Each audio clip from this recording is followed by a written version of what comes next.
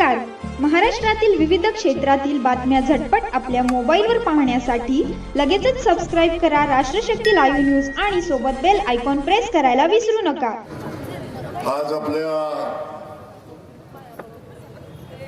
विठुरायाच्या नगरीचं भविष्य येणाऱ्या 5 वर्षाच्या कालखंडामध्ये कशासाठी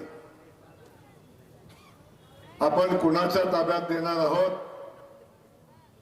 हे ठरवणाऱ्या निवडणुकीच्या प्रचाराच्या सभेच्या निमित्तानं आपल्या सोबत उपस्थित असलेले या पंढरपूर विधानसभा मतदारसंघाचे आमदार माझे मित्र सन्माननीय समाधानजी अवताडे आणि ज्यांनी पंढरपूर शहराच्या विकासाच्या बद्दल झालेला विकास आणि भविष्यातलं पंढरपूर कसं असेल हे आपल्या सगळ्यांच्या समोर मांडलं आणि मोठ्या मालकांचं स्वप्न मोठ्या मालकांनी घालून दिलेली आदर्श घेऊन जे पंढरपूर शहरामध्ये काम करतायत ते आदरणीय परिचारक प्रशांत परिचारक मालक आणि आजच्या स्टेजवर सगळेच उपस्थित आहेत. परंतु उद्याच्या पंढरपूरच्या नगराध्यक्षा भावी म्हणणार नाही मी,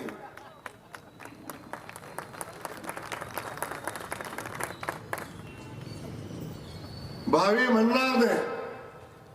मतदान व्हायच्या अगोदरच नगराध्यक्ष झाल्यागत वाटतंय असे अनेक लोक इथं फिरतायत. परंतु उद्याच्या पंढरीच्या नगरीच्या नगराध्यक्षा सन्माननीय शिरसाटताई आणि त्यांच्या सोबत या पंढरपूर नगरीचे उद्याचे सगळे नगरसेवक आणि आपण स्टेजवरचे सगळे सन्माननीय सगळ्यांची क्षमा मागतो. आपण या ठिकाणी उपस्थित असलेल्या आमच्या सगळ्या लाडक्या बहिणी, आपण उपस्थित असलेले सगळे पंढरपूर शहरातले नागरिक सगळ्यांचं या ठिकाणी स्वागत करत असताना सगळे पत्रकार बंधू या ठिकाणी आहेत, त्यांचंही मी मनापासून या ठिकाणी स्वागत करतो. आणि मी या पंढरपूर शहराची निवडणूक मला गेल्या 8-10 दिवसापासून मी बघतोय. 10-12 दिवसातच अचानक कोणतरी इथं आलं जे मागच्या वर्षी बघितलं होतं ते पुन्हा ह्या वर्षी आलं. जे मागच्या निवडणुकीला दिसलं ते पुन्हा ह्या निवडणुकीला दिसतंय. मध्ये आधी कधीही नाही, मध्ये आधी आमचा संबंध नाही. निवडणूक आली की आम्ही येणार आहे, निवडणूक आली की आम्ही येणार आहे आणि निवडणुकीत आमचा पराभव होणार आहे. अशा पद्धतीची परिस्थिती आहे. मला कुणावर टीका करायचा विषय नाही. हा विषय आमच्या पंढरीच्या नगरीच्या अस्मितेचा विषय आहे. हा विषय आमच्या पंढरपूर नगरीतल्या जनतेचा विषय आहे. हा विषय आमच्या पंढरपूर नगरीतल्या उद्योजकांचा विषय आहे, छोट्या मोठ्या व्यावसायिकांचा विषय आहे.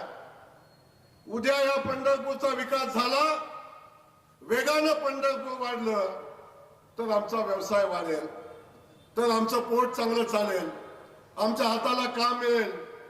आणि हे बदललेलं पंढरपूर आपल्या सगळ्यांना जे अपेक्षित आहे ते पंढरपूर जे आंतरराष्ट्रीय दर्जाचं तीर्थक्षेत्र बनवण्याचा जो संकल्प माननीय देवेंद्र फडणवीस साहेबांनी केलेला आहे ते पंढरपूर.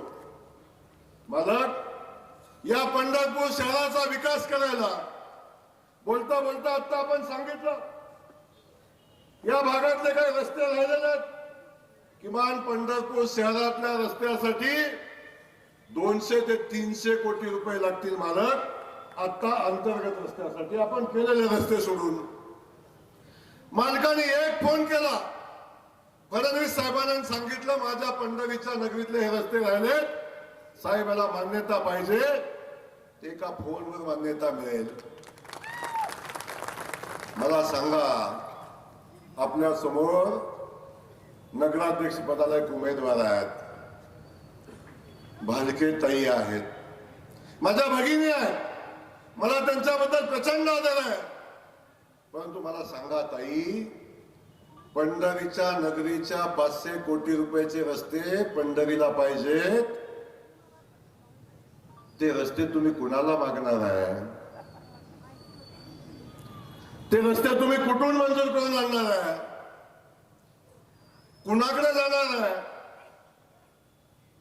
आणि या शहरातल्या विकास कामासाठी जे हे शहर आंतरराष्ट्रीय दर्जाचं बनवायचा संकल्प माननीय देवेंद्र फडणवीस साहेबांनी केला आहे, त्या शहराच्या विकासासाठी किमान 3,500 कोटी रुपयाचा निधी लागणार आहे. सांगा ताई, हे 3,500 कोटी रुपये तुम्ही कुणाला मागणार आहे? हे पैसे तुम्ही कुणाकडून आणणार आहे? फक्त बोलून विकास होत नाही आहे, कुणावर टीका करून विकास होत नाही आहे.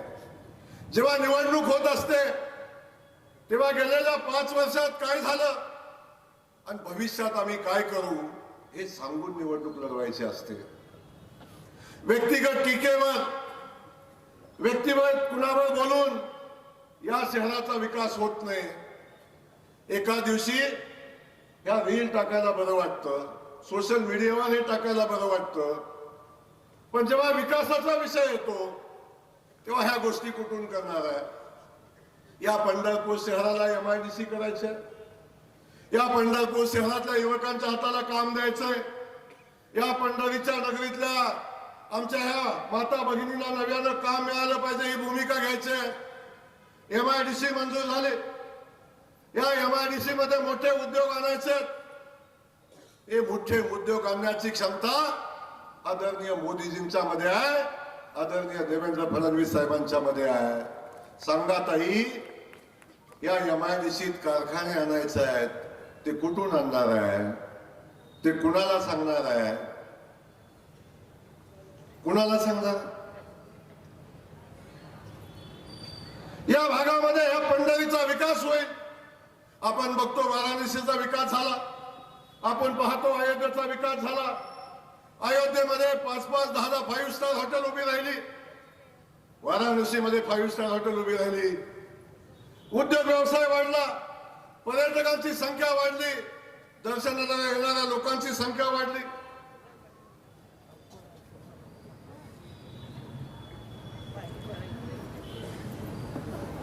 आणि लोकांचा व्यवसाय वाढला. तिथं आंतरराष्ट्रीय दर्जाचं तीर्थक्षेत्र निर्माण झालं, म्हणून त्या ठिकाणी झालं. सांगा पंढरपूर आल्यानं मला जनतेला माझा सवाल आहे, या पंढरपूरचा विकास होत असताना या भागात विकास झाला पाहिजे. माझ्या पंढरीचा तीर्थक्षेत्र आंतरराष्ट्रीय तीर्थक्षेत्र झालं, इथं 5 स्टार हॉटेल येतील, इथं व्यवसाय येईल, इथं लोकांच्या हाताला काम येईल. हे कुठून आणणार आहे आपण? हे कुणाकडे मागणार आहे आपण? आणि हे आंतरराष्ट्रीय दर्जाचं जेव्हा हे शहर होईल, हे तीर्थक्षेत्र होईल, परिचारक मालक, सकाळी मी आदरणीय देवेंद्रजींच्या सोबत होतो, हेलिकॉप्टर मध्ये 1 तास आम्ही होतो. साहेबांनी सांगितलं, जे हे पंढरपूर आपल्याला विकसित करायचंय, या पंढरपूरचा विकास करत असताना एवढं मोठं तीर्थक्षेत्र येत आहे, याचा विकास झाला तर या ठिकाणी आपल्याला आंतरराष्ट्रीय दर्जाचं विमानतळ सुद्धा करण्याची आवश्यकता आहे. या पंढरीच्या नगरीमध्ये सांगा पंढरपूरच्या नागरिकांनो, तुम्हाला वाटते का नाही माझ्या पंढरीच्या नगरीत विमान उतरावं, माझ्या पंढरीच्या नगरीत आंतरराष्ट्रीय विमानतळ व्हावं? हे विमानतळ करायचं असेल तर मोदीजींच्या सोबत राहायला लागेल, तर आदरणीय देवेंद्रजींच्या सोबत राहायला लागेल. मी परवा आलो आणि मी म्हटलो की आम्हाला पंढरपूर आंतरराष्ट्रीय दर्जाचं करायचंय. त्यावेळी महान कोणतरी ते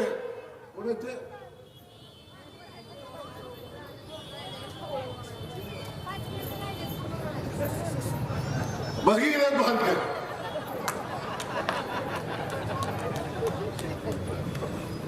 ते म्हणले आंतरराष्ट्रीय पालकमंत्री आले. अरे बाबा, इथं वारी होती, पंढरीच्या नगरीत लाखो कोट्यावधी वारकरी येत होते.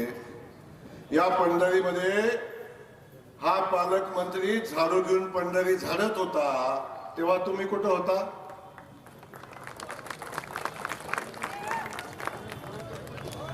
तेव्हा तुम्ही कुठं होता?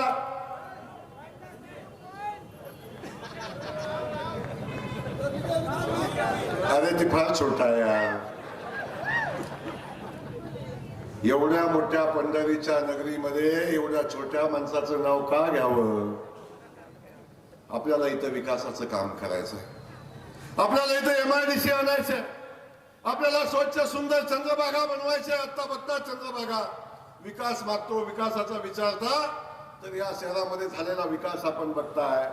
हे नाट्यगृह झालं साहेब, मालक तुम्ही बांधलं, 75 कोटी रुपयाचं नाट्यगृह बांधलं. हे चालू करायला अजून 25 कोटी रुपये लागणार आहेत. सांगा भगीरथजी, हे 25 कोटी कुठून आणणार आहे? हे 25 कोटी कुणाला मागणार आहे? हे सारखं असं काय करतात खाणं? त्याच्यात एवढं मिळतो 25 कोटी त्याच्यातच कंगाल झालंय. परिस्थिती इथं टीका करायची नाही. परिस्थिती या शहराच्या अस्मितेची आहे, शहराच्या विकासाची आहे. इथल्या गोरगरीब जनतेला घर मिळालं पाहिजे हे आहे. आज सकाळी देवेंद्रजी निर्णय जाहीर केला तर आमच्या परिचारक मालकाने सांगितला, या शहरामध्ये ज्या ज्या माणसाला घर नाही, ज्या ज्या माणसाला घराला जमीन नाही, त्या प्रत्येक माणसाला ज्यांनी अतिक्रमण केलं शासकीय जमिनीवर, ती जमीन आम्ही नियमित करणार आहे. ज्याला घर बांधायला जमीन नाही त्याला जमीन शासकीय देणार आहे, आणि जमीन देऊन त्याला घर बांधायला पैसे देणार आहे. हे आमचं मोदीजींचं सरकार आहे. सांगा भालकेजी, आमच्या ह्या लोकांना घर बांधायला जमीन कुठून देणार आहे? सांगा. फक्त बोलून, रिक्षात बसून, रील बनवून शहराचा विकास नाही होत. अरे या पंढरीच्या नगरीतल्या या रिक्षावाल्यांच्यावर अन्याय झाला. हा पालकमंत्री येऊन रिक्षावाल्यांच्या सोबत उभा राहिला आणि या सगळ्या रिक्षा सोडायला लागल्या. 300 रिक्षा 300 1 रुपयाने घेऊन दिला कोणाला वारीच्या कालावधीत. छोट्या छोट्या लोकांच्या अडचणी आहे, छोट्या छोट्या लोकांचे प्रश्न आहे, व्यापाऱ्यांचा प्रश्न आहे, छोट्या छोट्या उद्योजकांचा प्रश्न आहे, आमच्या कोळी बांधवांचा प्रश्न आहे. या सगळ्या प्रश्नाला न्याय देत असताना कुठं असता भालके साहेब? कुठं असता? चंद्रभागा साफ करायची होती, स्वच्छ करायची होती. चंद्रभागेवर अतिक्रमण झालं होतं, पत्रकार बंधू आपण बसलाय. अरे हा पालकमंत्री, आमचे प्रशांत मालक, आम्ही त्या नदी झाडत होतो, चंद्रभागा झाडत होतो, तिथलं अतिक्रमण उभं राहून काढलं. आता स्वच्छ चंद्रभागेचं वाळवंट बघताय, स्वच्छ चंद्रभागा बघताय. सांगा भगीरथजी, तेव्हा कुठं होता तुम्ही? कुठं होता तुम्ही? निवडणूक लागली ना उतरला तुम्ही. एखादा गुण तरी नानाचा असावा. मला माझं नानाचं खूप जवळचा संबंध होता. आम्ही दोघं सोबतच होतो आमदार. कुठं नाना, कुठं हे असं नव्हते. नाना एवढं खोटं तर बोलतच नव्हते, अजिबात नाही, नव्हते बोलत. एवढं लबाड, एवढं खोटं बोलायचं कसं चालतं? माझी विनंती आहे आपल्या सगळ्या पंढरपूरवासियांना, बाबांनो, हे शहर एवढं सोपं नाही, सहज घेण्यासारखी निवडणूक नाही, कोणतं रडलं म्हणून मतं देणारी निवडणूक नाही ना बाबांनो. कोट्यावधी भाविक इथे येतात, कोट्यावधी वारकरी इथे येतात. आणि ह्या सगळ्या पायाभूत सुविधा, ही सगळी यंत्रणा चालवण्यासाठी मजबूत माणसाची आवश्यकता असते, मजबूत पक्षाची आवश्यकता असते आणि मजबूत नगराध्यक्षाची आवश्यकता असते. नगराध्यक्ष मजबूत कधी होतो, कधी असतो? त्याच्या मागे मजबूत सरकार उभा असतं, त्याच्या मागे मजबूत मुख्यमंत्री उभा असतो, तेव्हा मजबूत नगराध्यक्ष असतं. आपण बघताय काय परिस्थिती आहे दादा. आजूबाजूच्या मतदारसंघाची अवस्था बघा. सरकार सोबत नाही, माळशिरसला 5 कोटी रुपये आमदार फंड आहे, त्याच्यावर नया दमडी आली नाही. नया दमडी आली ना, नई दमडी. मला सांगा, या पंढरीच्या नगरपालिकेचं उत्पन्न आहे, त्याच्यावर एवढा उच्च सहन होईल का? त्याला सरकार पाठीशी पाहिजे, त्याला शासन पाठीशी पाहिजे. आज या शहरामध्ये जर काय पाहिजे असेल तर मोदीजी देतात. मोदीजी या पंढरीच्या नगरीवर, विठुरायावर मनापासून प्रेम करतात. देवेंद्रजींचा तर हृदयात पंढरी आहे. आमचे प्रशांत मालक सातत्याने या शहरासाठी काम करत असतात. काहीतरी उगाच टीका करायची म्हणजे सोन्याचा चमचा. ठीक आहे, त्यांच्या नशिबात होता सोन्याचा चमचा. तुमच्याकडे बी सोन्याचा चमचा होता, सारखा खळून खळून घालवला. काय कमी होत, काय कमी होत? या बाबाने सोन्याचा चमचा सांभाळला, 203 केलं. तुम्ही सोन्याचा बी टाकला, पितळाचा बी टाकला, स्टीलचा बी गेला, आता मोकळाच राहिले हात. या सगळ्या गोष्टी आपण तपासल्या पाहिजे. हे उद्याचं पंढरपूर आपण कुणाच्या ताब्यात देतोय याची जाणीव पंढरपूरकरांना असली पाहिजे. माझी विनंती आपल्या सगळ्यांना आहे, बाबांनो, एक भूमिका घ्या.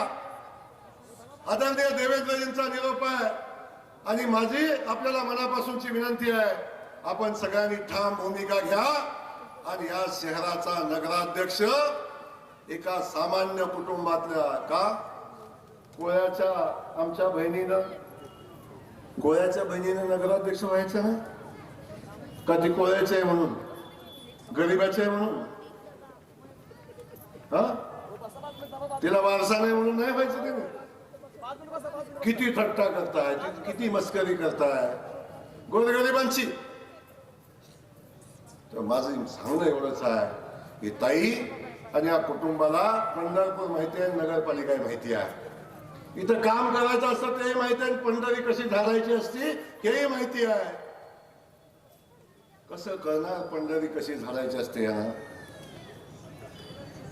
त्यामुळं माझी विनंती आपल्याला आहे, या भगिनीच्या पाठीशी ताकदीने आपल्याला उभं राहायला लागेल आणि ताईला नगराध्यक्ष करायला लागेल. प्रशांत मालक सातत्याने या शहराची सेवा केली, मोठ्या मालकाचे आशीर्वाद आहेत, ते आहेतच. पण विठुरायाचा आशीर्वाद आपल्या पॅनलला आहे, मालक आपल्याला आहे आणि खास करून माझ्या या बहिणीला आहे. आणि ज्या बहिणीच्या पाठीशी विठुरायाचा आशीर्वाद आहे,